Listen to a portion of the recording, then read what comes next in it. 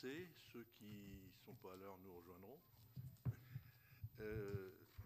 Commencer tout d'abord en souhaitant la bienvenue à Coralie Lebescon, qui nous rejoint pour renforcer l'équipe de la délégation qui vient de la Commission des affaires économiques. Donc rien de ce qui se fait ici ne vous est étranger et vous allez aller plus profond auprès du monde de l'entreprise. Tiens, ben voilà.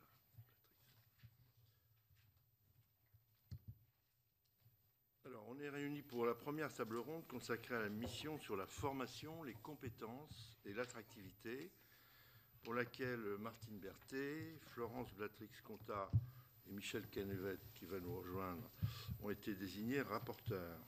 Les travaux qu'ils ont accepté de conduire s'inscrivent dans la continuité des initiatives du Sénat en la matière, en particulier de notre délégation qui, dès 2019, s'est emparée de ce sujet.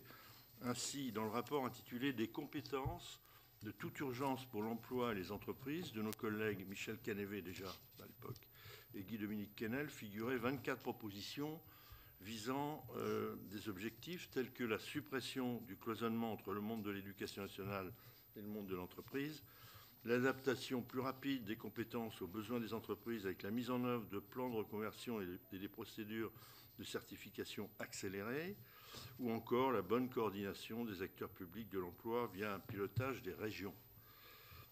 De même, le rapport du 8 juillet 2021 de nos collègues Martine Berthet, de nouveau, Michel Canevet, Fabien Gay, relatif à l'évolution des... C'est pas dangereux tout ça. Relatif à l'évolution des modes de travail et aux nouveaux défis managériaux, analyser l'impact de la récente crise sanitaire sur la relation de travail et l'attractivité du monde de l'entreprise. La mission qui nous réunit aujourd'hui vise à faire le point sur ces travaux passés, mais surtout à analyser les raisons de l'amplification récente du phénomène que certains journalistes qualifient désormais de cauchemar numéro 1 des entreprises. Je veux parler des difficultés de recrutement. Les raisons souvent entendues sur le terrain sont multiples, allant des formations inadaptées à l'inadéquation géographique entre compétences et besoins des entreprises, en passant par les nouvelles attentes des actifs à la recherche de sens, d'équilibre entre vie professionnelle et vie personnelle et bien-être au travail. L'inflexion, depuis nos derniers travaux, est telle que l'on parle désormais de grande démission. Pour dresser un premier état des lieux, nous avons le plaisir d'entendre aujourd'hui Gilbert Sett, professeur d'économie à Neoma Business School, Monsieur Dimitri Mavridis, économiste de la Direction de l'emploi, du travail et des affaires sociales de l'OCDE à la division des compétences et de l'employabilité. Messieurs, vous avez récemment publié des études sur les difficultés de recrutement. Monsieur Michel Oran, économiste statisticien, chef de la mission d'analyse économique à la Direction de l'animation de la recherche, des études et des statistiques à DARES. Nous entendrons notamment sur le thème de la grande démission au cœur d'une récente publication de la DARES. Et enfin, Madame Coralie Pérez, économiste, ingénieure de recherche au Centre d'économie de la Sorbonne. Vous êtes notamment co-auteur d'un ouvrage intitulé « Redonner du sens au travail ». Vous avez reçu les uns des autres un questionnaire qui vous donne une première idée de la nature de nos interrogations. Ce n'est pas exhaustif, évidemment, et auquel nous vous demanderons de répondre ultérieurement sous forme de contribution écrite. Je vous propose pour ce matin de dresser un premier diagnostic en vous appuyant sur vos travaux pour nous dire quels sont, de votre point de vue, les éléments les plus importants à retenir. Disposerai 7 minutes chacun pour un premier tour de table. Et je donnerai ensuite la parole au rapporteur, puis aux autres membres de la délégation présents pour poser questions, évidemment, étant entendu que nous devrons conclure à 9h55. En effet, une seconde table ronde consacrée à la simplification, autre débat, débutera à 10h. Aussi, je demanderai à chacun d'être synthétique, mais ça, vous avez l'habitude. Et je rappelle que c'est surtout à mes collègues que je dis ça, d'ailleurs. Et voilà Michel Canevet. Je rappelle que cette audition sera diffusée en direct sur notre site internet, puis disponible en vidéo à la demande. Je vous remercie et cède la parole par ordre alphabétique à M. Gilbert Sett, professeur d'économie à Neoma Business School, et puis on enchaînera à la suite. Monsieur le professeur, je vous donne la parole.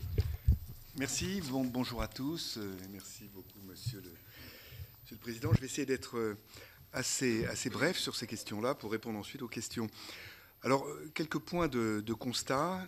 On observe, je ne vous apprends rien, une augmentation des difficultés de recrutement bien avant la crise de la Covid, la crise sanitaire. Et par exemple en France, dès 2015, au moment de l'amorçage d'une baisse du taux de chômage, on observe bien la montée de ces difficultés de recrutement. Il y a eu une pause dans ces difficultés de recrutement ensuite durant la crise sanitaire. Et ces difficultés de recrutement ont repris de façon forte à partir de l'année 2021 et elles sont maintenant très très élevées. On les observe dans les 3 grands secteurs d'activité que sont l'industrie, les services marchands, la construction. Et toutes les sources statistiques disponibles confirment ce phénomène, à la fois les difficultés de recrutement mesurées par les enquêtes de la Commission qui sont pratiquées en France par l'INSEE, et puis d'autres sources, une enquête par exemple de la Banque de France sur les difficultés de recrutement, et puis d'autres indicateurs du même type, comme par exemple le taux d'emploi vacant. Donc il y a une convergence sur ce plan du constat. Ces difficultés de recrutement, c'est un deuxième point, s'observent dans tous les grands pays européens, très très fortement dans des pays comme l'Allemagne et les Pays-Bas, où le taux de chômage est très faible, beaucoup moins fortement dans des pays comme l'Italie et l'Espagne, où le taux de chômage est fort. On peut s'étonner par contre quand on constate, quand on compare les différents grands pays européens de la situation française, où malgré un taux de chômage qui reste un taux de chômage élevé en France, 7,3%, eh bien on a des difficultés de recrutement qui sont certes moins élevées qu'en Allemagne et aux Pays-Bas, mais qui sont quand même fortes. Et donc cette conjonction cette rencontre entre un fort taux de chômage et des difficultés de recrutement élevées peut être le symptôme d'un mauvais fonctionnement en France du marché du travail. Alors quand on regarde de près, et je ne serai pas long là-dessus parce que la DARES, et comme il y a un représentant ici de la DARES, il est plus légitime que moi pour en parler, mais quand on regarde quel type de postes sont concernés par ces difficultés de recrutement, on voit que d'une part ça concerne des postes qualifiés, et là ça peut révéler des problèmes de formation, et puis ça concerne des postes peu qualifiés en beaucoup plus grand nombre. C'est-à-dire la masse des difficultés de recrutement concerne quand même des postes peu qualifiés, et donc avec un problème possible d'attractivité des postes. On observe ça dans les hôtels, cafés, restaurants, dans la construction, dans les aides à domicile, etc.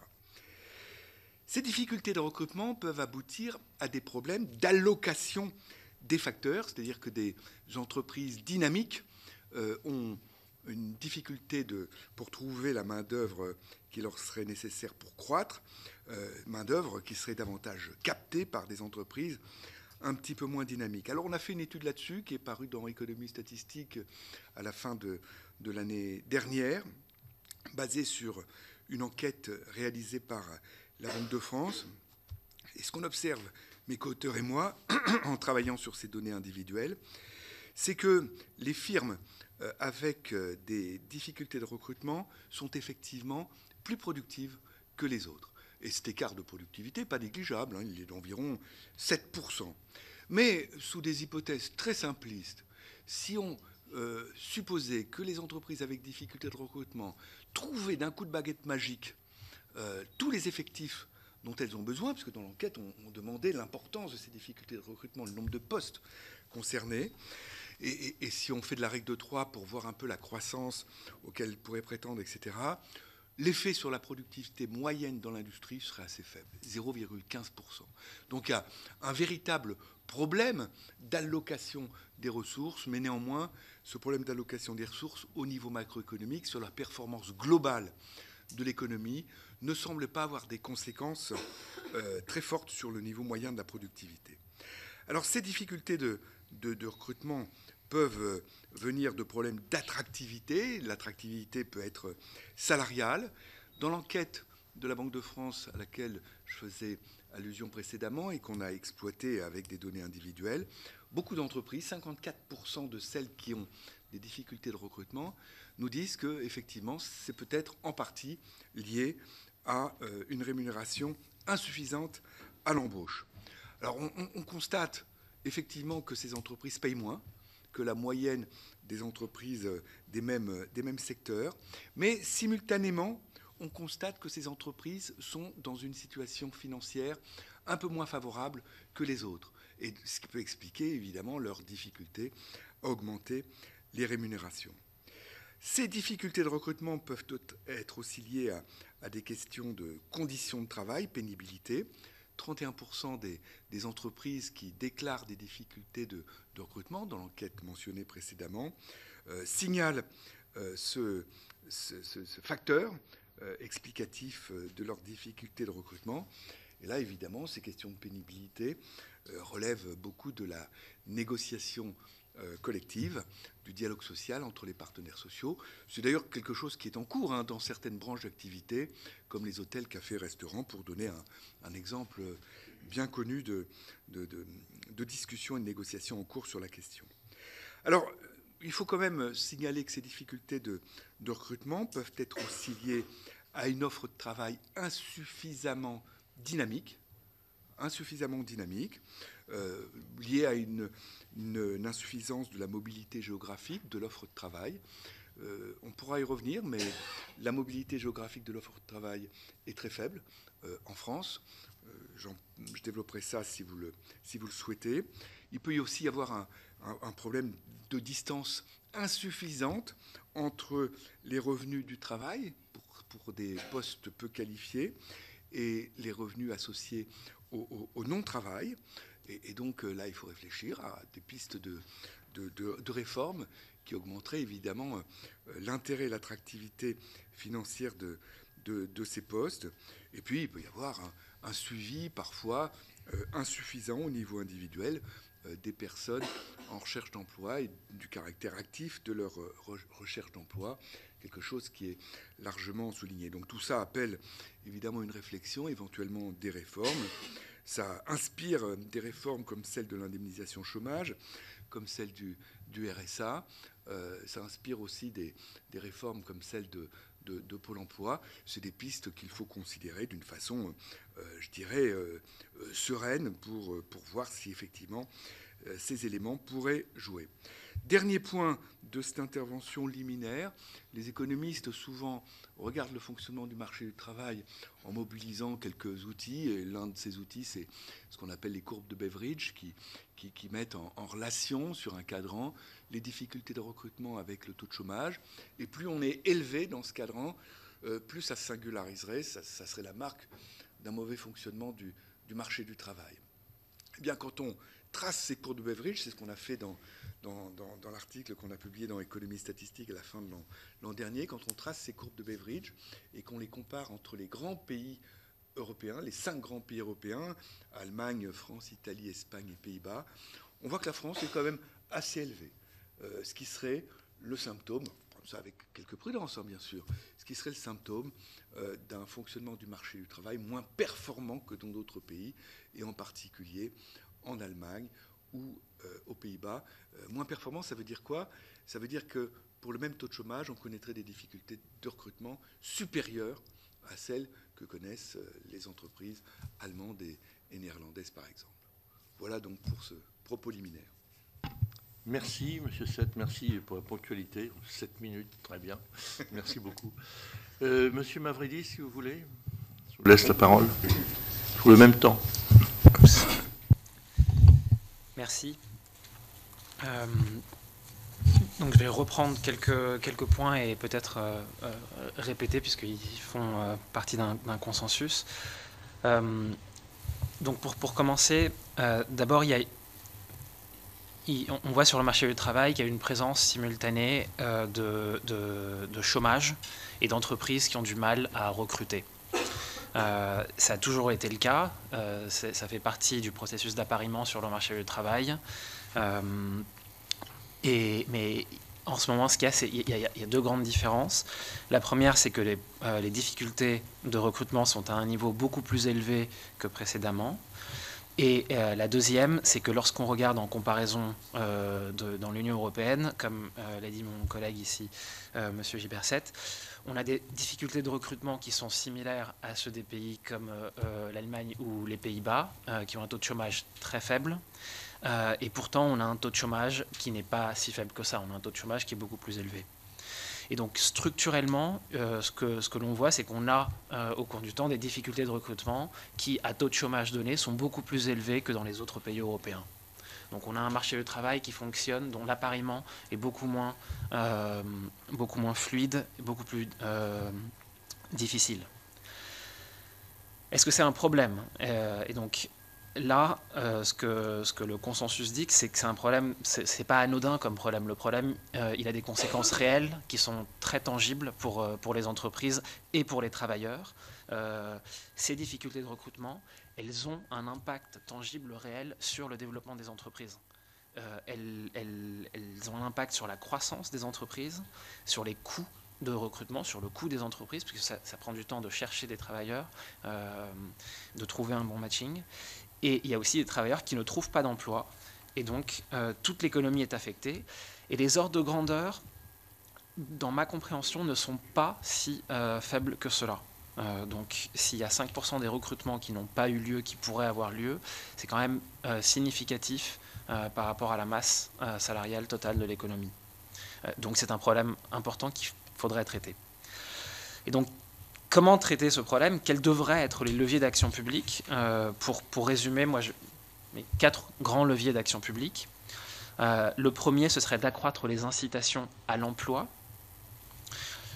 Le deuxième serait d'avoir une politique de formation tout au long de la vie, c'est d'améliorer la politique de formation tout au long de la vie. Le troisième, ce serait d'améliorer la relation contractuelle de travail, qui est aussi problématique en France par rapport aux autres pays. Et finalement, le quatrième, de soutenir les entreprises, particulièrement les petites entreprises, dans leur processus de recrutement. Donc pour reprendre les 4 leviers un par un, dans l'incitation à l'emploi, deux grands axes ou observations. La première observation, c'est qu'on a des taux d'emploi parmi les moins élevés ou les moins élevés pour les moins qualifiés et pour les seniors de tous les pays de l'OCDE. Nos taux d'emploi des seniors, nos seniors quittent le marché du travail beaucoup plus tôt, et surtout ils sont moitié moins élevés que ceux qui ont les taux d'emploi les plus élevés. Donc, parmi les 59-64 ans, on a des taux d'emploi qui sont à 33% à peu près, alors qu'aux Pays-Bas, ils sont à 70%. C'est considérable lorsqu'on parle de difficultés de recrutement. On a la moitié de la population d'une tranche d'âge qui n'est plus sur le marché du travail, alors que rien ne laisserait penser qu'il ne pourrait pas y être. On a des passerelles vers la retraite qui sont beaucoup plus faciles que dans les autres pays. On a des règles d'éligibilité au chômage qui dépendent de l'âge, alors que ça fait plusieurs décennies que l'on recommande de ne plus avoir ce genre de règles, parce que ce sont des passerelles du travail via l'inactivité à la retraite. On a ensuite, comme deuxième, donc comme incitation à l'emploi, la même remarque que mon collègue, c'est que le travail doit payer plus que l'inactivité. On a en France des taux marginaux d'imposition sur le travail qui sont très élevés, surtout pour les moins qualifiés. Et donc, c'est aussi une désincitation à l'emploi. Donc, on aurait la possibilité d'augmenter l'offre de travail considérablement, et ça pourrait avoir un impact sur les difficultés de recrutement. Ensuite, sur la formation. Notre politique de formation n'est pas centrée sur tout le long de la vie. On a une formation initiale de base qui est relativement performante. Là où la France a du mal à rattraper les autres pays, c'est sur la formation tout au long de la vie. On forme moins souvent les travailleurs que dans les autres pays de l'OCDE. Donc, lorsqu'on pose la question « Est-ce que vous avez suivi une formation au cours des 12 derniers mois ?», en France, c'est à peu près 20% des travailleurs. Dans les autres pays de l'OCDE, c'est 40%. On forme moins souvent les travailleurs. L'accès à la formation est aussi inégal. Alors, il est inégal dans tous les pays du monde, il est inégal dans tous les pays de l'OCDE. On n'a pas des écarts qui soient différents. On a les mêmes inégalités qu'ailleurs. Mais surtout, nos formations sont peu alignées sur le besoin des entreprises. lorsqu'on demande aux entreprises est-ce que les formations qu'ont suivi vos travailleurs qui les ont suivies, elles sont moins nombreuses, ils sont moins nombreux à avoir suivi des formations, mais lorsqu'on leur pose la question, moins de 10% disent que les formations étaient alignées sur leurs besoins. Lorsqu'on pose la question aux travailleurs, c'est moins de 50%. Et on est à chaque fois dans l'extrême de la distribution des pays de l'OCDE, dans l'extrême négatif. Donc les formations sont peu alignées, ne sont pas toujours utiles, et le financement est aussi un problème, le financement est contraignant. Donc ça c'est pour la formation. 2 autres points, améliorer la relation du travail.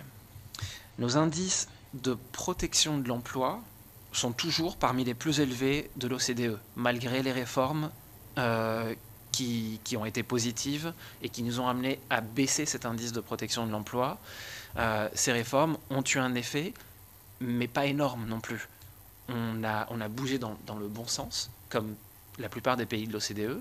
Mais donc, lorsqu'on regarde les distributions de nos indices de protection de l'emploi, on est toujours à la même place relative, malgré nos efforts de réforme. Ces indices, ils ont un effet sur le risque lié à l'emploi, à l'embauche, sur le risque lié au recrutement. Et donc, ils ne fluidifient pas la relation et ils rendent les recrutements peut-être plus incertains et pèsent de façon peut-être même subjective sur les entreprises. Le subjectif, toujours quelque chose d'important, surtout pour les PME qui ont peur de commencer les recrutements. Et finalement, notre soutien aux entreprises. Nos travaux ont montré que les PME, donc plus l'entreprise est grande, moins elle a de difficultés liées au recrutement, puisqu'elles ont plus de ressources pour faire face à ces difficultés. Mais les petites entreprises souffrent plus des difficultés de recrutement et ne sont pas suffisamment suivies, suffisamment aidées par les pouvoirs publics et aussi les entreprises en périphérie. Donc voilà pour mes 7 minutes. Merci beaucoup. Monsieur Oran. Merci, Monsieur le Président. Moi, je vais vous apporter des bonnes nouvelles. Voilà. Parmi les causes que la théorie économique présente souvent pour les difficultés de recrutement, il y en a, nous on en identifie en général 5. Il y en a 4 qui ont déjà été évoquées ce matin, donc je ne vais pas y revenir rapidement, mais c'est l'inadéquation géographique, l'inadéquation des compétences, les problèmes d'attractivité, le problème d'offre de travail, qui était déjà évoqué donc, par les précédents intervenants. Et le 5e, nous, qu'on identifie, c'est le dynamisme intrinsèque du marché du travail. Quand le marché du travail fonctionne bien, les entreprises recrutent beaucoup, elles recrutent souvent, et c'est un phénomène qui peut causer aussi des difficultés de recrutement. On le comprend assez bien. Quand toutes les entreprises de votre secteur viennent de recruter quelqu'un parce que le secteur est en forme, vous allez avoir un peu plus de mal à trouver le chômeur disponible qui correspond exactement à votre profil.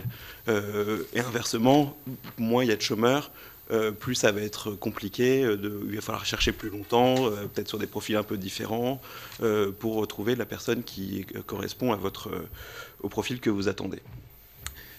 Et donc la bonne nouvelle, c'est qu'aujourd'hui, le marché du travail en France, il est très dynamique. Donc là, il y aura quelques courbes qui vont vous montrer. L'emploi salarié a repris son dynamisme. Il a retrouvé la tendance qu'il avait avant la crise Covid. Aujourd'hui, on crée encore 100 000 emplois par trimestre, ce qui est un rythme quand même très soutenu, avec un climat de l'emploi qui est très élevé. On a un taux d'activité qui est au plus haut historique. L'INSEE n'a jamais mesuré un taux d'activité aussi haut qu'aujourd'hui. Donc c'est porté à la fois par la hausse de l'emploi des seniors, avec le recul de l'âge de départ à la retraite. Effectivement, il y a quand même si on est encore parmi les pays où le taux d'emploi est le plus faible parmi nos voisins européens, il progresse.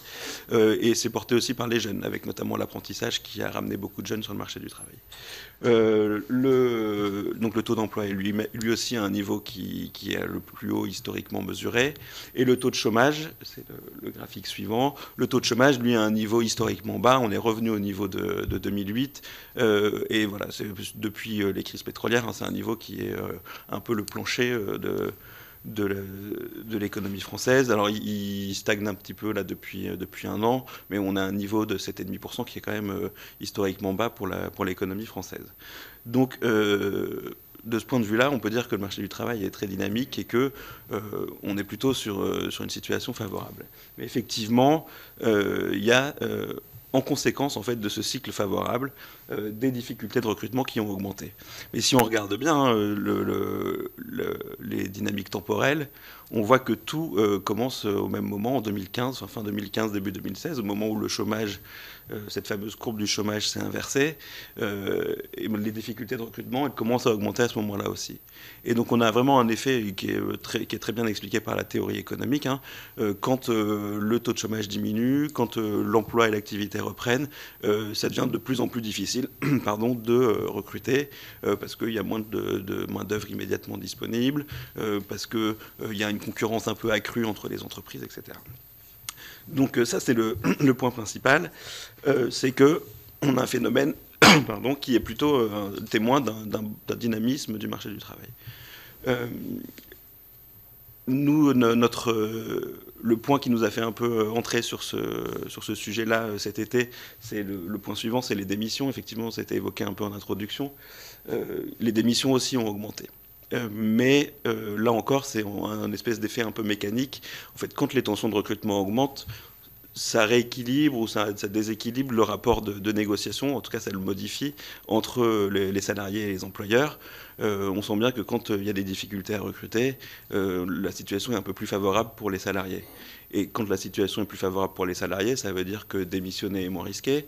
Ça veut dire qu'on a aussi des opportunités pour changer d'emploi. Nous, ce qu'on voit, c'est quand même que si les démissionnaires sont plus nombreux, en fait, 6 mois après leur démission, il y en a encore 8 sur 10 qui sont en emploi. Donc, en fait, ils changent de travail. Mais effectivement, quand le nombre de chômeurs diminue, que vous avez besoin de recruter, vous allez chercher un profil, vous pouvez aller le chercher dans l'entreprise d'à côté.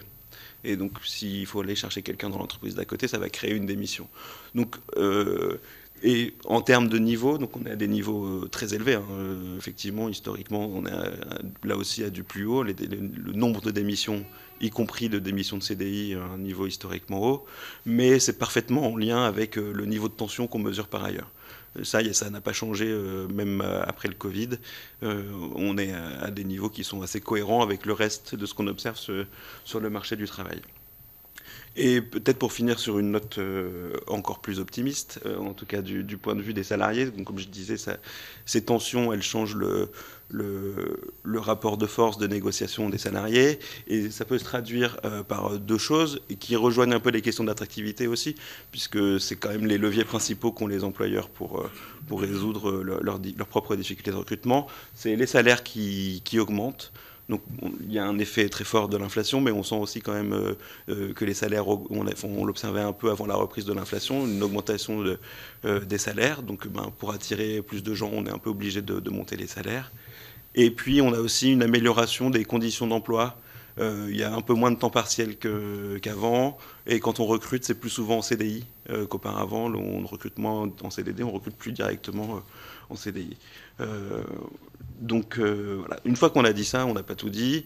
Effectivement, les problèmes d'attractivité intrinsèque de certains métiers, les problèmes d'inadéquation géographique, de formation, ils sont toujours là. Mon point principal, c'est de dire que la dynamique qu'on voit actuellement, cette croissance des tensions, elle est plutôt liée à la dynamique du marché du travail. Et donc elle est plutôt rassurante et normale. Ça ne veut pas dire qu'en dessous, en sous-jacent, il n'y ait pas des problèmes spécifiques sectoriels ou par métier ou par région qu'il faille traiter. Mais en tout cas, ce n'est pas la dynamique qui doit nous inquiéter aujourd'hui. Merci. Merci. Alors on va finir notre tour de table, premier tour de table. Madame Pérez, si vous voulez. Bien, merci. Donc, et si le mouvement de démission qu'on observe depuis la pandémie, conjugué aux difficultés de recrutement dans de nombreux secteurs, reflétait finalement une profonde insatisfaction et un refus finalement de supporter des conditions de travail jugées difficiles, et que finalement les augmentations de salaire ne parviendraient pas à compenser la difficulté auxquelles sont confrontés les salariés dans le travail. C'est en tout cas ce que nous amène à penser les résultats de notre étude sur le sens du travail, dont je vais partager avec vous les principaux résultats. Donc au préalable, il me faut préciser qu'on s'intéresse au travail comme activité et pas à l'emploi. Alors cette distinction est importante car les politiques publiques ont tendance à se focaliser sur l'emploi, son volume, ses attributs, la rémunération, le contrat de travail, éventuellement les droits sociaux auxquels il donne accès, mais à négliger l'activité de travail et son intérêt intrinsèque pour les travailleurs. Or, et ça c'est un résultat majeur des sciences du travail, le travail réel diffère toujours du travail prescrit et la personne qui travaille, je vais surtout parler des salariés ici, met toujours plus dans son travail, plus de temps, plus de compétences, son intelligence, sa créativité, que ce qui lui est strictement demandé. Donc il s'engage réellement dans le travail. Donc cette question du sens du travail nous paraît tout à fait importante et d'ailleurs, lorsque dans des études préalables, on interrogeait les salariés sur leur rapport au travail, souvent ils nous disaient ça n'a plus de sens, je ne trouve plus de sens à mon travail. Donc c'est ça qui est à l'origine de notre questionnement, qui est un questionnement assez atypique pour des économistes. Donc comment définit-on le sens du travail? Alors, pour nous, un travail a du sens s'il donne à celui qui l'exerce le sentiment d'être utile, c'est la première dimension, si la personne peut se reconnaître dans ce qu'elle fait, autrement dit, si elle est en capacité de pouvoir bien faire son travail, selon ses normes professionnelles, mais aussi selon l'éthique commune. Donc c'est notre deuxième dimension. Et la troisième dimension, c'est si elle peut exprimer ses compétences, si elle peut les développer dans le travail. C'est ce qu'on appelle la capacité de développement. Alors, évidemment, l'environnement professionnel offre plus ou moins les conditions de production de sens au travail. J'y reviendrai.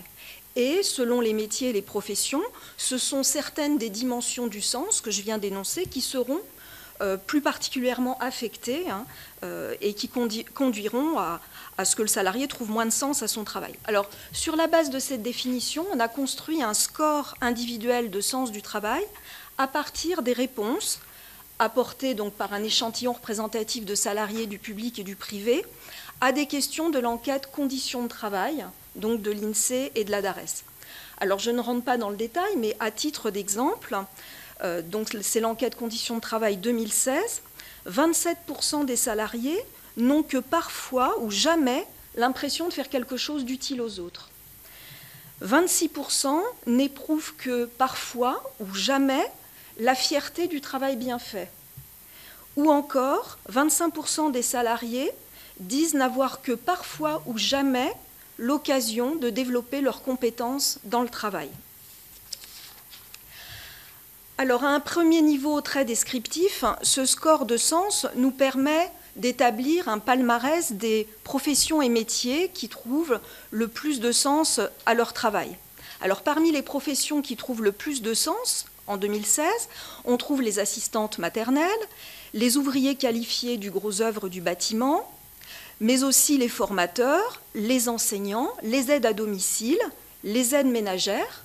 Alors pour cette dernière profession, fort sentiment d'utilité sociale, mais faible capacité de développement. Bon, on s'en doute, faible capacité de développement, mais en même temps compensée par un plus fort score sur les autres dimensions. Alors on remarque dans ces professions qui trouvent le plus de sens à leur travail, quelque chose quand même d'intéressant, c'est que le sens du travail n'est pas l'apanage des professions les plus qualifiées et les plus exigeantes en diplôme. Elles ont aussi souvent en commun, ces professions qui trouvent le plus de sens à leur travail, de travailler en relation avec le public. Et ça reste vrai, toutes choses égales par ailleurs. Mais ce sont aussi des professions qui peuvent être fragiles, on pense aux enseignants, mais aussi aux infirmières qui ne figurent pas dans le palmarès des 15 professions qui trouvent le plus de sens. Pourquoi ? Parce qu'elles ont un vrai déficit de cohérence éthique. Autrement dit, elles ne sont pas en capacité de pouvoir bien faire leur travail. Donc voilà à quoi ce que peut nous permettre ce score du travail. Je dis rapidement quelles sont les professions qui trouvent le moins de sens à leur travail d'après nos calculs. En premier lieu, les employés de la banque et des assurances, les ouvriers de la manutention, ceux des industries de process, les caissières, les agents de gardiennage et de sécurité, les employés et agents de maîtrise de l'hôtellerie-restauration, surtout pour ces derniers, du fait d'une faible capacité de développement. Alors, à caractéristiques observées similaires, le sens du travail est en moyenne plus élevé pour les cadres, mais aussi pour les salariés qui travaillent dans des petits établissements, moins de 50 salariés. Il est aussi plus élevé pour ceux qui travaillent dans la fonction publique et dans les associations plutôt que dans le secteur privé. J'ajoute qu'à métier identique, les femmes ne voient pas plus de sens à leur travail que les hommes, et les plus de 50 ans ont un sentiment d'utilité sociale et une cohérence éthique plus élevée que les autres salariés. Mais il n'y a pas d'effet spécifique pour les jeunes, ici les moins de 30 ans. Alors de la manière dont le travail est organisé dépend significativement le sens que les salariés trouvent à leur travail. Ainsi, on montre que les changements organisationnels récurrents, la fixation d'objectifs chiffrés sur lesquels les salariés n'ont pas leur mot à dire, le fait de travailler en sous-traitance pour un donneur d'ordre, ces trois marqueurs de ce qu'on appelle le management par les chiffres, contribuent fortement à dégrader le sens du travail. Bon, par ailleurs, nos résultats confortent l'hypothèse d'un lien entre faible sens du travail et des missions. À caractéristiques observées similaires, la probabilité de quitter son emploi est accrue de 30% pour les salariés qui trouvent peu de sens à leur travail. D'autres dimensions des conditions de travail jouent aussi, également, comme être exposé à une forte intensité du travail, manquer de soutien hiérarchique, mais ne trouver peu de sens à son travail reste le facteur le plus fort. Par contre, avoir le sentiment d'être mal payé n'a pas d'effet statistique significatif sur la probabilité de quitter son emploi, toute chose égale par ailleurs. J'ajoute, en lien avec la thématique de la formation et des compétences, que parmi les dimensions du sens, c'est la capacité de développement qui est particulièrement corrélée à la décision de mobilité. Alors, et pour ceux qui ne peuvent pas partir, nous mettons en évidence que face à un travail qui perd de son sens, la probabilité d'être absent pour maladie s'accroît significativement, en termes d'incidence, mais aussi en termes de nombre de jours. Alors se pose ainsi la question de la soutenabilité du travail pour ceux qui travaillent dans des conditions qui ne permettent pas de construire du sens. Alors je mentionnerai quand même la question de l'environnement. On sait que la crise écologique taraude de plus en plus les consciences. On a profité du fait que dans l'enquête Conditions de travail 2019, une question avait été introduite. On demandait aux salariés s'ils avaient le sentiment par leur travail de contribuer à nuire à l'environnement. On a appelé ça le conflit éthique environnemental. C'est 7% des salariés qui répondent souvent devoir par leur travail dégrader l'environnement. Eh bien, nous montrons que ce sont ces salariés qui, plus probablement, disent aussi qu'ils ne pourront pas tenir leur travail jusqu'à la retraite. Et, c'est une autre question de l'enquête conditions de travail, qu'ils envisagent une bifurcation professionnelle, changement de métier ou de profession dans les 3 ans qui viennent. Donc c'est aussi une dimension que je porte à votre connaissance, elle me semble importante. Et puis plus globalement, trouver peu de sens à son travail multiplie par 2 la probabilité de déclarer ne pas pouvoir faire le même travail jusqu'à la retraite. C'est un facteur aussi important qu'être parmi les salariés les plus exposés à la pénibilité physique ou au travail intensif. Donc au total, nos résultats corroborent et complètent ceux déjà mis en évidence par la DARES sur le rôle des conditions de travail dans les difficultés que rencontrent les employeurs dans certains secteurs à recruter, mais aussi à fidéliser leurs salariés. Et ce faisant, nous mettons l'accent, je pense, sur une dimension des risques psychosociaux que l'on peut considérer comme émergente. Alors, en mettant au premier plan du débat public la question de l'utilité sociale des métiers, avec les métiers essentiels, la pandémie a sans doute renforcé un questionnement qui était déjà présent sur le sens du travail. Merci. Merci beaucoup. Merci à chacun d'avoir ouvert le débat par vos interventions. Donc, je vais laisser la parole au rapporteur. Peut-être commencer par Michel Canévet, puisqu'il a travaillé à 2 reprises sur ce thème et qu'il a évidemment une vision dans le temps de ces sujets. Michel. Merci beaucoup, Madame, Messieurs, pour vos éclairages extrêmement intéressants. Effectivement, on est à un paradoxe où, dans notre pays, nous avons un taux de chômage qui est parmi le plus bas et beaucoup de difficultés, effectivement, énoncées par les entreprises pour le recrutement. Vous avez évoqué beaucoup de facteurs à ce sujet. Vous n'avez pas évoqué la question de la formation initiale. Est-elle adéquate pour faire face aux besoins des entreprises? Parce que dans les études préalables que l'on a effectuées, la question de l'adéquation de la formation initiale aux besoins des acteurs économiques s'est constamment posée. Je veux dire par là notamment la capacité d'adaptation de l'éducation nationale aux besoins effectifs d'emploi des entreprises. Et on a sans doute beaucoup de choses à faire. A été évoquée tout à l'heure aussi la question de la difficulté de recrutement, notamment dans l'industrie. Vous savez que dans les politiques publiques du gouvernement, il y a la volonté de réindustrialiser la France. Comment va-t-on pouvoir permettre la réindustrialisation de la France, sachant qu'aujourd'hui déjà 80% des entreprises dans le secteur de l'industrie énoncent des difficultés de recrutement, ce qui peut nous poser problème. Un autre sujet récurrent porte sur la question des écarts de revenus entre le travail et les prestations de solidarité. Alors c'est vrai qu'on a toujours le sentiment que cela existe. Est-ce que, selon vous, la récente réforme de l'assurance chômage est de nature à apporter des correctifs à cet égard, ou voyez-vous d'autres modifications à apporter à cette observation de l'écart entre les revenus d'assistance et les revenus effectifs du travail? Sur la question du recrutement des TPE, vous avez évoqué les difficultés d'accompagnement. Pourtant, une réforme a eu lieu changeant la NPE et l'ACD quand Pôle emploi, voilà quelques années. Est-ce que ça veut dire que Pôle emploi, dans sa mission, n'est pas suffisamment centré sur les besoins des entreprises? Peut-être que les grosses entreprises ont des structures de ressources humaines à même de pouvoir être totalement indépendantes, y compris en recourant à des cabinets de recrutement. Mais est-ce que, selon vous, l'organisation actuelle de Pôle emploi est, comment dirais-je, adaptée aux besoins effectifs des entreprises? Et est-ce que cela doit être un des objectifs de la réforme annoncée par le gouvernement visant à créer effectivement France Travail?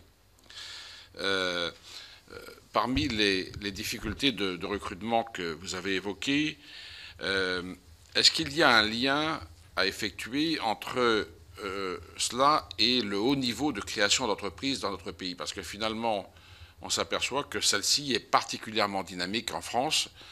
Peut-être qu'un certain nombre de personnes employables s'orientent plutôt vers la création d'entreprises, qui peut être aussi un facteur de dynamisme de l'activité et donc prometteur pour l'avenir, effectivement.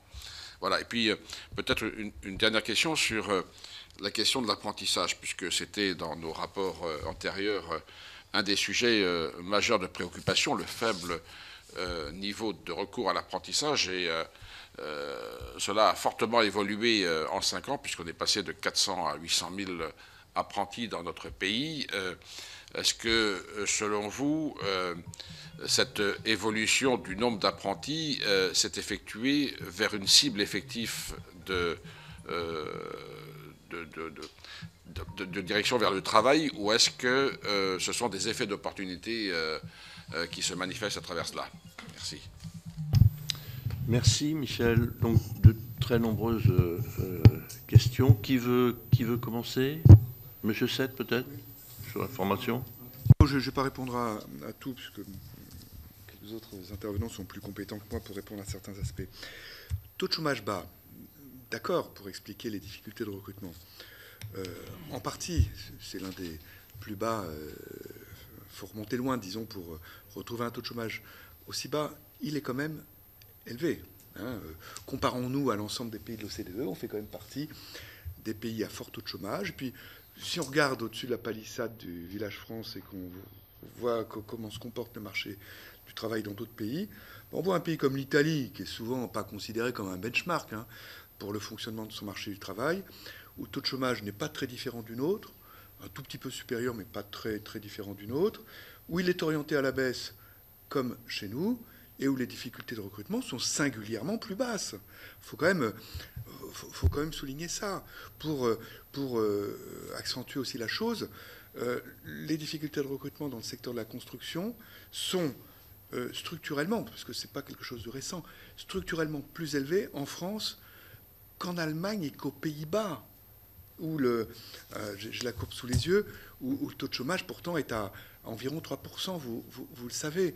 Donc il y a quand même un ensemble de symptômes, de difficultés spécifiques du fonctionnement du marché du travail en France.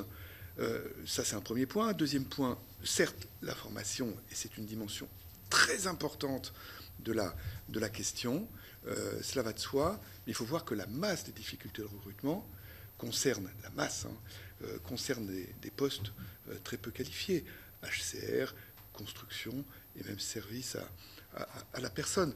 Donc il y a une réponse du côté de la formation. Le caractère massif, la plus grande masse des difficultés de recrutement ne relève pas de ça.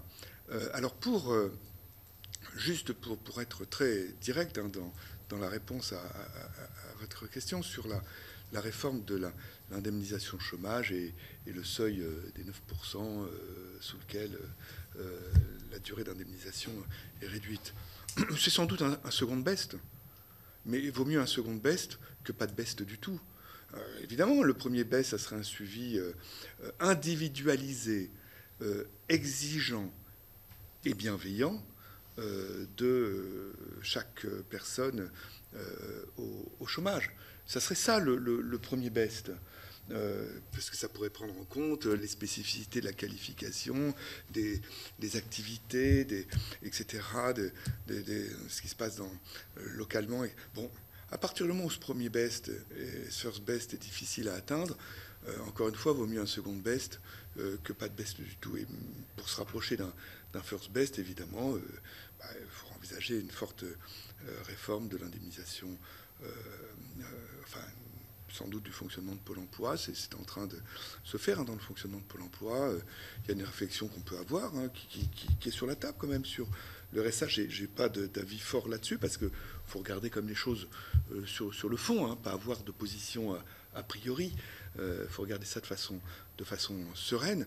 Vous voyez, il y a beaucoup de dimensions à aborder qui ont été évoquées par mon voisin qui sont importantes. Il y a un point quand même qui a été souligné d'ailleurs par mon voisin qui est essentiel. Le taux d'emploi en France est bas pour certaines catégories de population. Et ce n'est pas un problème de taux de chômage. Le taux d'emploi est bas pour les seniors. Leur taux de chômage est plus bas que celui de la moyenne de la population, de l'ensemble de la population. Donc ce n'est pas un problème de taux de chômage, c'est un problème de comportement, d'activité. Il faut bien voir que quand on parle de taux d'emploi faible, au niveau global de l'ensemble de la population en âge de travailler, de 15 à 64 ans, disons pour faire simple, pour regarder les statistiques, on est à 10 points en dessous de certains pays. Donc ça fait de la richesse en moins, ça fait du pouvoir d'achat en moins, ça fait des possibilités de financement en moins, des rentrées fiscales en moins. C'est beaucoup de choses en moins. Une bonne partie de nos difficultés, qu'elles soient de finances publiques, qu'elles soient de pouvoir d'achat, etc., peuvent s'expliquer par cet écart de taux d'emploi. Et cet écart de taux d'emploi, c'est un comportement d'activité principalement. Puisque, encore une fois, le taux de chômage est faible sur les seniors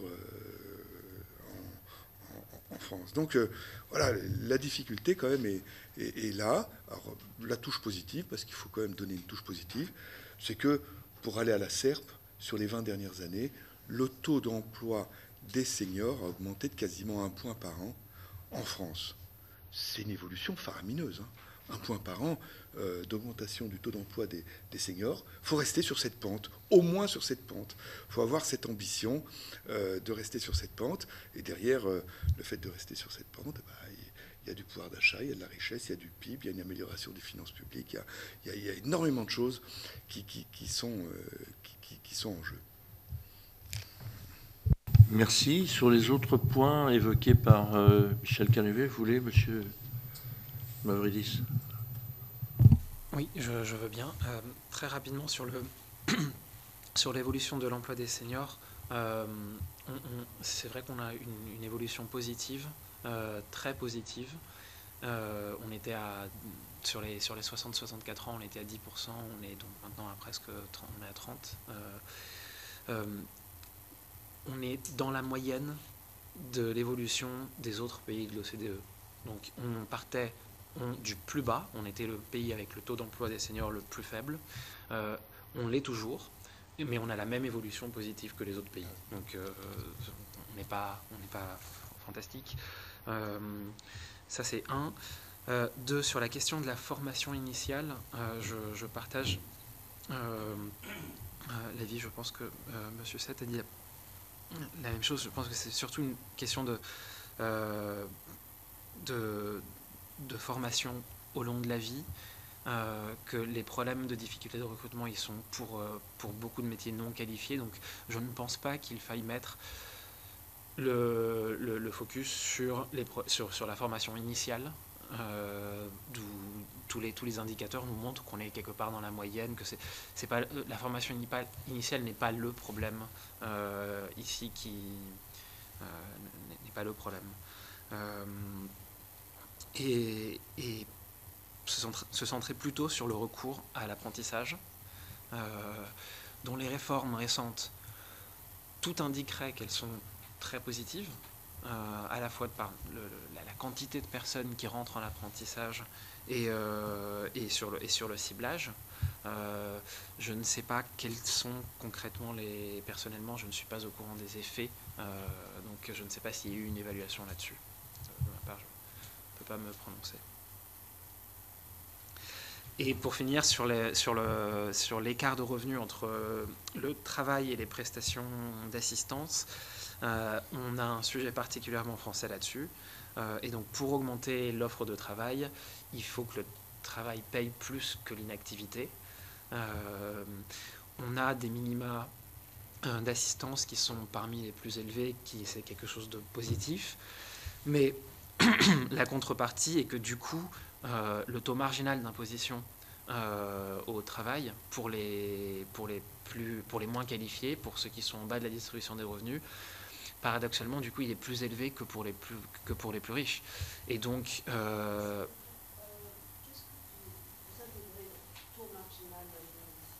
le taux marginal d'imposition, c'est lorsque quelqu'un décide de travailler à la marge une heure de plus, quelle est son augmentation de revenus par rapport à ce qu'il reçoit comme salaire. Et donc lorsqu'on voit que pour les faibles revenus, augmenter l'offre de travail veut dire évidemment renoncer à des minima sociaux, et donc on trouve là un taux marginal d'imposition sur le travail qui est plus élevé que pour les plus riches dans le pays. Et donc c'est une désincitation au travail qui est plus élevée que pour ceux qui sont très formés ou pour ceux qui gagnent très bien leur vie. Et donc il faut... Oui. Vous dites que quand on fait des heures sup, le taux d'imposition est plus élevé que pour les personnes qui restent. Moi, je m'avais compris que le cas est plus important.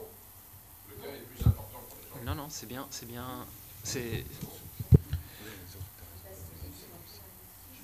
Les taux d'imposition. Parce que les heures sup Oui. sont défiscalisées, parce que voilà. Mais pour ceux qui ne seraient pas en travail, donc pour ceux qui ne seraient pas en travail, lorsqu'on veut augmenter, on veut augmenter l'offre de travail pour réduire les difficultés de recrutement. Et donc il y a un vivier de personnes qui sont en inactivité parmi les seniors, parmi les moins qualifiés. Mais en même temps, on a, pour ces personnes-là, on a des minima sociaux qui sont élevés, auxquels ils n'auraient pas le droit lorsqu'ils décident à la marge entre passer de l'inactivité au travail. Et donc pour eux, le travail, c'est souvent peut-être se lever à 3h30 du matin ou 4h30 du matin s'il faut faire les marchés, s'il faut aller sur un chantier de construction. Si c'est pour avoir un taux marginal d'imposition qui est de 70% parce qu'on renonce à des minima sociaux, ces taux d'imposition sont plus élevés que pour les personnes qui sont... Oui, oui. Non, mais si je peux, il y a juste un point d'explication, si vous voulez. Non, mais c'est lié à la dégressivité des prestations. En fait, c'est essentiellement lié à la dégressivité des prestations. Vous voyez, comme les prestations... Ah non, non, non, personne ne dit que c'est une situation normale. Hein. Mais comme les prestations... Non, mais que le minima social, pour bien comprendre, mais je veux pas prendre tout le débat, mais vous êtes en train de dire que le minima social, c'est la référence, et qu'on se prive de la référence si on va travailler, c'est ça? C'est ça, quand on travaille, il y a des revenus du travail, mais il y a une perte de prestation. Et donc les gains... Donc la prestation est une situation plutôt normale pour vous, non, non, et le travail, c'est une dérogation. Non, non, non, non, vous vous trompez, il n'y a aucun jugement qui est fait, il y a simplement une comparaison statistique d'une situation avec des revenus du travail et sans revenus du travail. Il n'y a aucun jugement de valeur là-dedans, c'est simplement une comparaison. Mais la comparaison est importante. Ah oui, oui, c'est ça. Parce que moi, pour moi, la référence n'est pas le minimum. Ah oui, personne ne dit que c'est la référence. On voit simplement ce qui se passe pour quelqu'un qui a des prestations dégressives, et donc ces prestations dégressives diminuent quand ses revenus du travail augmentent. Eh bien, quel est son gain à cette personne à avoir des revenus du travail par rapport aux prestations? Eh bien, c'est ce qu'on appelle, c'est ce qu'on met dans le taux de prélèvement marginal d'imposition, puisqu'il perd des prestations. Et le gain au passage au travail doit prendre en compte, évidemment, cette perte de prestations. Et la France est un pays dans lequel les prestations sont fortes. Pour pas que ça coûte des fortunes, elles sont évidemment assez rapidement dégressives. Eh bien, ça réduit l'appétence, enfin le gain financier au travail. C'est tout, hein. C'est un simple constat statistique. Et est-ce que des études ont été faites justement pour limiter cet effet et pour jouer sur une dégressivité moindre des aides pour limiter la désincitation au final? Il y a beaucoup de choses qui ont été...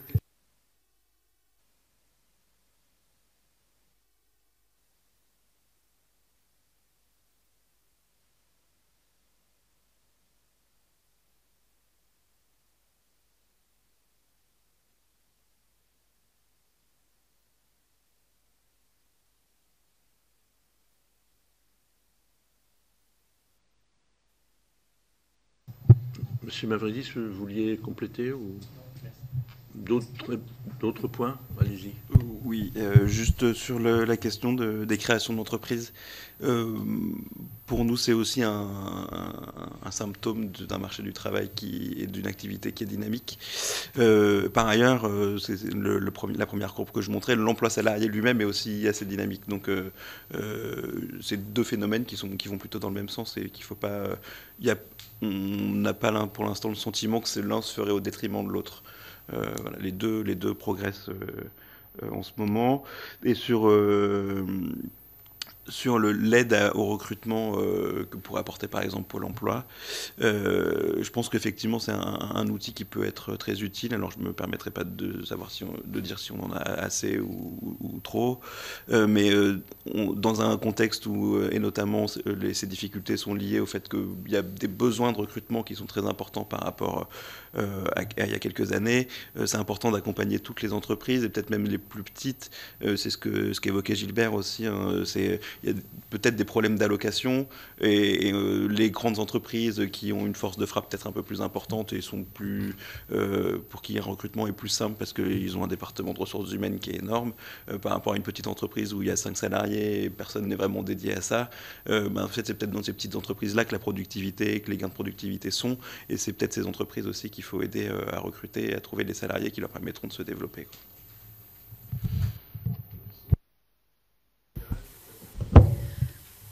Oui, je veux bien ajouter un mot sur la question de la formation initiale. Alors, je partage ce qui a été dit.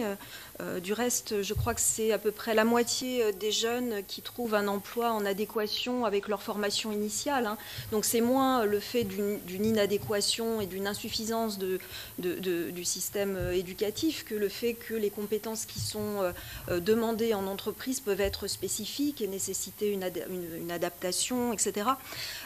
J'aimerais insister sur le fait que l'entreprise peut être un environnement apprenant. Et justement, pour compenser peut-être les faibles taux d'accès à la formation quand on compare la France, notamment aux autres pays européens, peut-être là où la France a été un peu en retard, c'est en négligeant le fait que le travail puisse être apprenant. Donc la loi de 2018 a créé la formation en situation de travail. Ce serait intéressant de voir comment les entreprises s'en emparent pour former justement, et notamment les nouvelles recrues. Et puis aussi, en lien avec le taux d'emploi des seniors, on sait qu'une partie des seniors ne sont pas en emploi au moment de la retraite. Ils sont obligés, de par souvent des conditions de travail difficiles et la faible adaptation aussi de leur emploi à leur caractère vieillissant, de quitter le marché du travail. Or, et là je fais référence à un travail de deux collègues, Corinne Godard et Serge Volkov, dans le travail pressé, ils montrent qu'en fait les entreprises pourraient offrir aux seniors de nouveaux rôles au fur et à mesure de l'avancée en âge, notamment dans le transfert de compétences, la transmission de leur savoir par des tutorats, des ateliers formation en entreprise. Ce serait une manière d'adapter finalement leur poste et de faire bénéficier de leur expérience voilà, les jeunes recrues. Et puis enfin, dernier élément, en lien avec ce que j'ai dit sur le sens du travail, un des principaux obstacles à la formation en entreprise dans les différentes enquêtes, c'est la charge de travail et le temps. Souvent, des formations formelles sont prévues et puis elles ne sont pas suivies ou bien elles sont abandonnées avant leur terme parce que le quotidien de l'activité fait que le salarié n'a pas le temps de se former. Donc là aussi, c'est quelque chose à avoir en tête pour favoriser la formation. Sur l'apprentissage, je voudrais juste dire un mot. Il me semble que la forte croissance de l'apprentissage que vous avez relatée, elle est en grande partie due à l'apprentissage dans l'éducation, enfin dans l'enseignement supérieur. Et finalement très peu pour ceux à qui l'apprentissage était initialement destiné. Ça m'interroge sur la pertinence du ciblage, justement. Voilà. Et puis peut-être un dernier élément sur le choix de travailler à son compte. Dans les entretiens, dans les travaux, notamment sociologiques, ce qu'on voit quand même, c'est que parfois travailler à son compte est un moyen d'échapper aux contraintes du travail salarié et notamment aux contraintes horaires, à l'organisation temporelle du travail.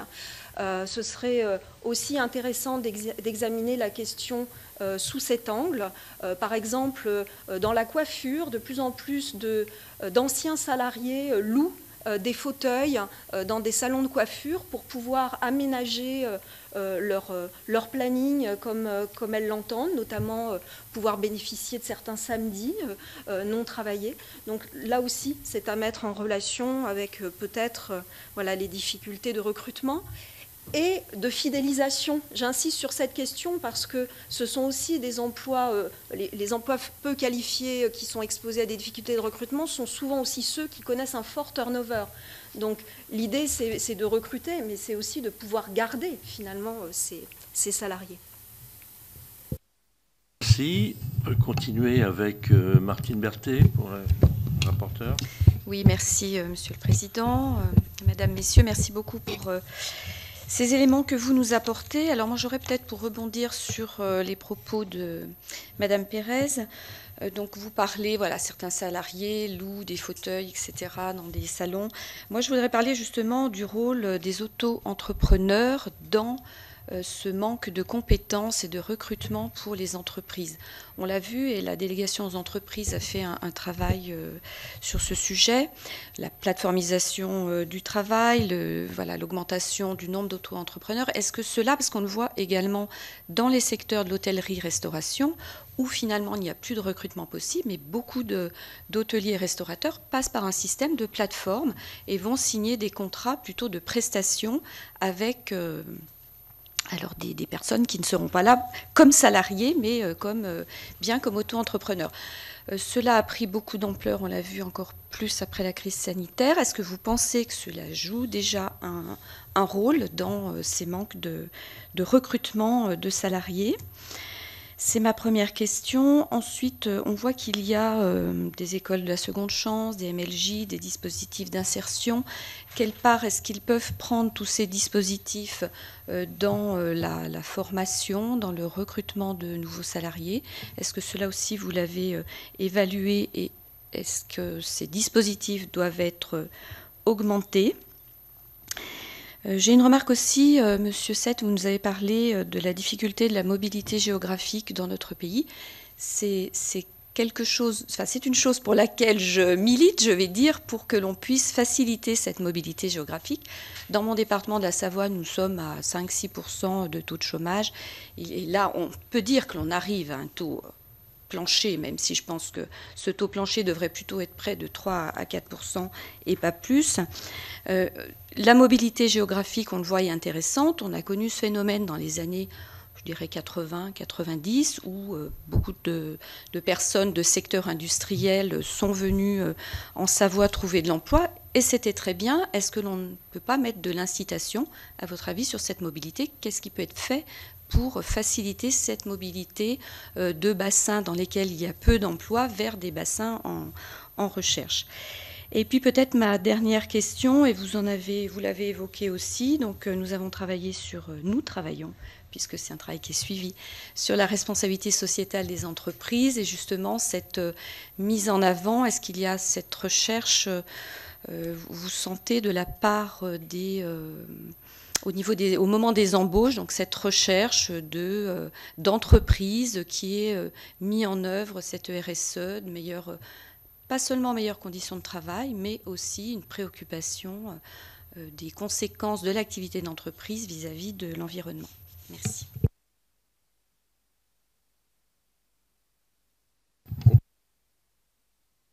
De façon très rapide, sur la mobilité géographique, on voit des symptômes de faible mobilité. Vous savez, quand on voit les cartes de taux de chômage par bassin d'emploi, c'est assez étonnant parce qu'on voit des bassins d'emploi. Michael, c'est mieux que moi combien il y en a, je n'ai plus le chiffre en tête. 300. Donc vous voyez, c'est quand même assez fin déjà. On voit des bassins d'emploi à fort taux de chômage qui sont juste à côté, limitrophes de bassins d'emploi à faible taux de chômage.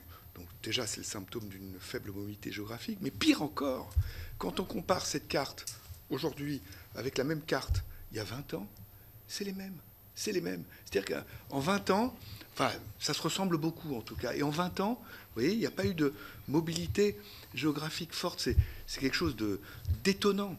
Alors derrière, il y a des problèmes de transport, il y a des problèmes de politique de logement social aussi. Hein. Il y a des gens qui ne veulent pas lâcher un logement social dans un lieu, même si leurs conditions d'emploi... Bon, il y a un tas de politiques qui sont concernées par cette faible mobilité géographique. Il faut y réfléchir, mais vous voyez, en tout cas, il y a un tas de dimensions derrière. Sur les auto-entrepreneurs, je n'ai pas regardé les derniers frémissements statistiques dont vous parlez, mais j'avais beaucoup regardé ça jusqu'à l'année 2021. On voit que dans l'ensemble des pays de l'OCDE, la part de l'emploi non salarié dans l'emploi total est en baisse, sauf dans 3 pays de l'OCDE, qui sont les Pays-Bas, le Royaume-Uni et la France. Et ces 3 pays se singularisent par le fait d'avoir mis en œuvre des politiques incitatives justement à l'auto-entrepreneuriat, que ce soit incitative réglementaire, que ce soit incitative fiscale ou autre. Alors c'est quelque chose qui interroge, parce qu'effectivement, des auto-entrepreneurs, parfois, qui sont dans des situations de subordination très fortes, n'ont pas les protections des salariés, non seulement dans le domaine social, mais dans la séparation, dans les conditions de travail, bénéficient pas des durées de repos ou des journées de travail, enfin des durées de travail maximales, bénéficient les autres, ils n'ont pas la couverture d'un salaire minimum, enfin ils n'ont pas tout ça. Dans certaines activités où se développe cet auto-entrepreneuriat, je pense aux plateformes entre autres de VTC, de livraison, des choses sont en cours en France on est le seul pays à le faire, qui sont très très protectrices, hein, et d'ailleurs il y a un accord qui a été signé la semaine dernière, vous le savez, pour les VTC, pour les rémunérations minimales, il y a d'autres négociations en cours. Enfin vraiment, par la négociation collective, on arrive à créer des normes protectrices sur le plan salarial, sur le plan des conditions de travail, sur beaucoup de choses. Mais dans d'autres cas, ce n'est pas forcément vérifié. On a publié une étude l'an dernier que je peux vous envoyer avec Jimmy Lopez, dans laquelle on montrait que globalement, au niveau macroéconomique, le développement de ce type d'emploi n'aboutissait pas à plus d'emplois dans des pays comme la France, comme les Pays-Bas, comme le Royaume-Uni. C'était insignifiant. Donc il n'y a pas de façon forte un développement de l'emploi par cela. Mais enfin, ça reste, au niveau macroéconomique, très réduit. Il faut quand même en voir la marque, et la crainte d'une substitution entre emploi salarié et emploi non salarié de ce fait doit quand même être écartée, quoi. Vous poursuivez? Oui, je veux bien reprendre sur la question de la mobilité. C'est une question fondamentale, très importante. Et comme vient de le rappeler mon collègue Gilbert Sett, lorsqu'on prend les cartes de zone d'emploi maintenant et il y a 20 ans, celles qui sont en tension sont les mêmes qu'il y a 20 ans et elles sont pas loin d'autres zones d'emploi qui ne sont pas en tension. Je voudrais juste rappeler que tout est fait en France, tout pour entraver la mobilité, toutes nos politiques. Principalement 3. La politique fiscale, la politique du logement et les PLU. Donc, les PLU, ça ne dépend pas du gouvernement, mais ça dépend des collectivités locales. Mais très souvent, on a très peu le droit de construire. Donc, vous avez un taux de chômage à 5% en Savoie. Les conditions pour la construction de plus de logements en Savoie sont très compliquées. La politique fiscale, lorsque les travailleurs dans les zones qui ont des taux de chômage élevés veulent déménager et aller en Savoie, ils doivent louer, s'ils sont propriétaires, ils doivent faire louer leur logement. Ils sont taxés sur le logement qu'ils vont faire louer et à des taux marginaux très élevés, puisque ce sont des revenus qui se rajoutent à leurs revenus du travail, alors qu'avant, ils ne l'étaient pas.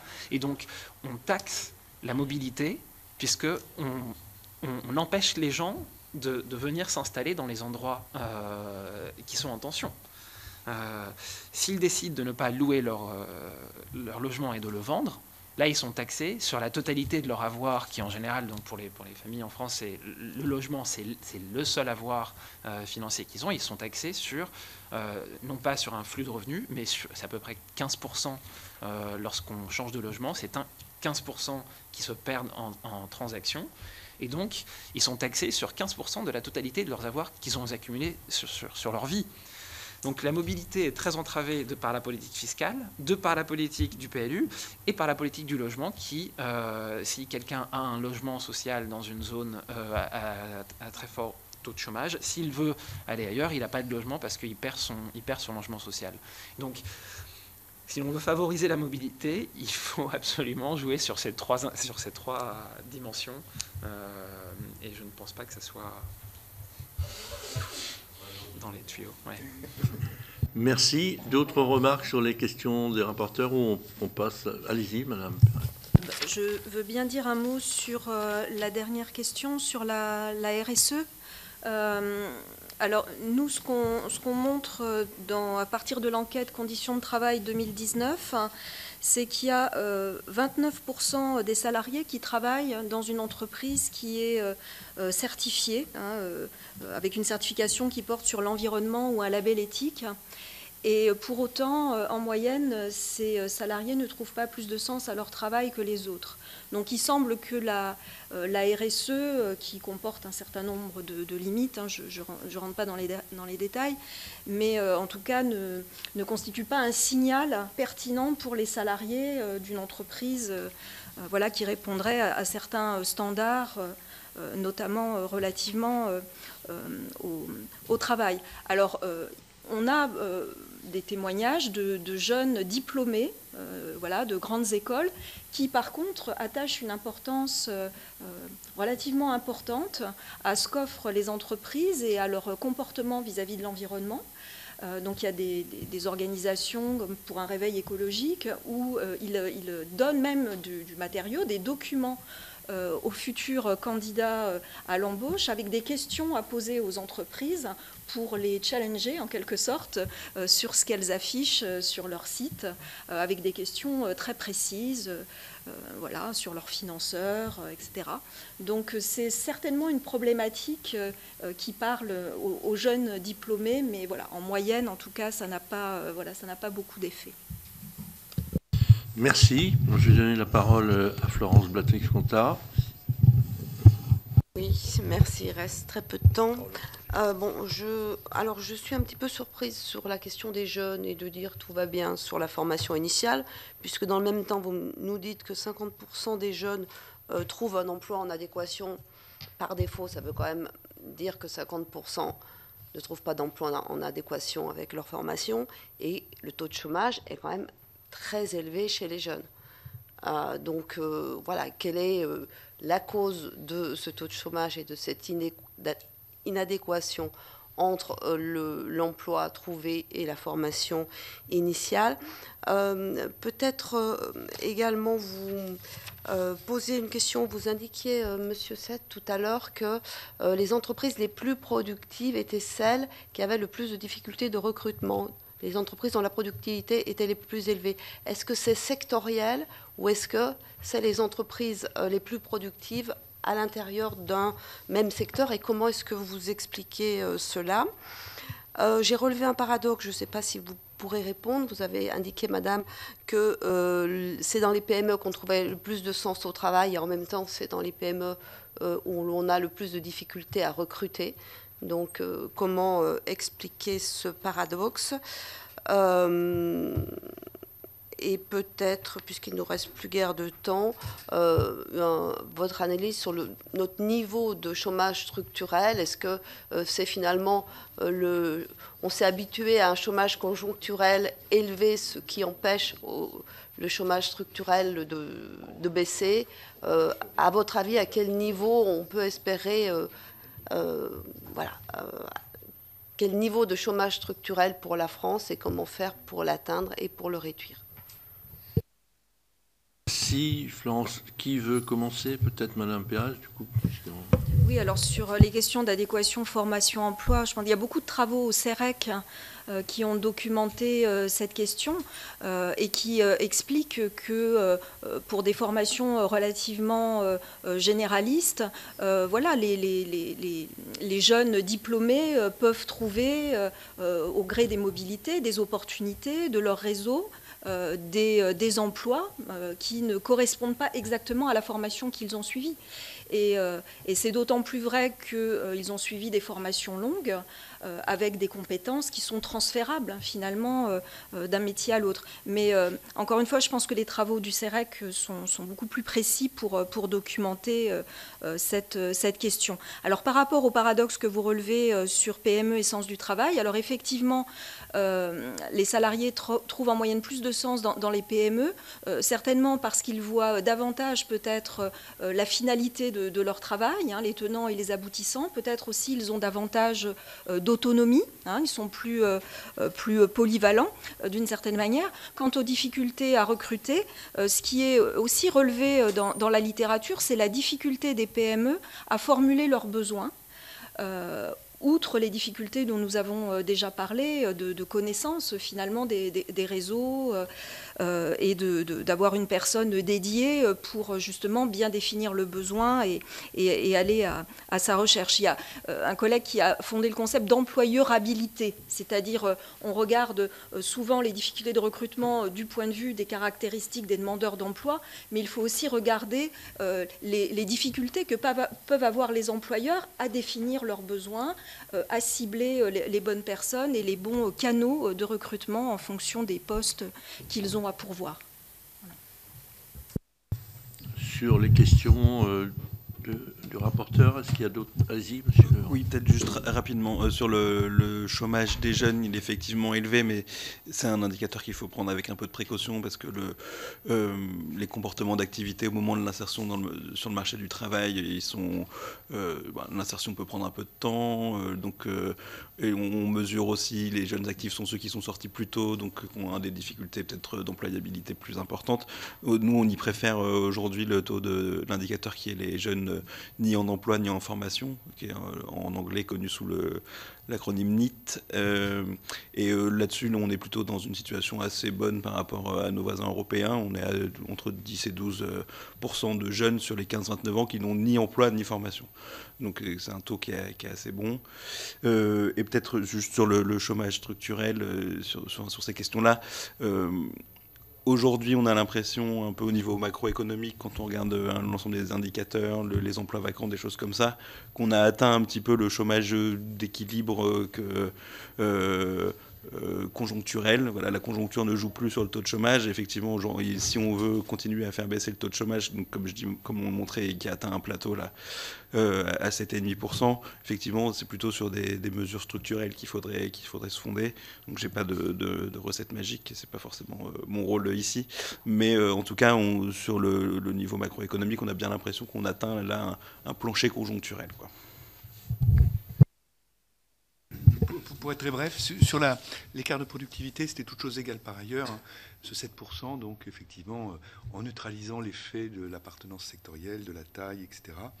7% plus productive, hein, pour les entreprises qui signalent des difficultés de recrutement, c'est quand même pas rien. Mais encore une fois, comme on demandait aux entreprises dans cette enquête quel était le nombre de postes concernés par ces difficultés de recrutement, avec un petit peu de règle de 3, on voit que ces difficultés de recrutement plombe sans doute, évidemment, en partie la croissance, mais ce qu'on a évalué, nous, c'est dans quelle mesure ça plombe le niveau de la productivité, la performance productive au niveau global. Et dans l'industrie, on aboutissait à un chiffrage qui nous a surpris, d'ailleurs, de 0,15%, même sous des hypothèses assez allantes. Alors, sur le taux de chômage structurel, je dirais, faut être quand même prudent. Il y a quelques années, beaucoup de gens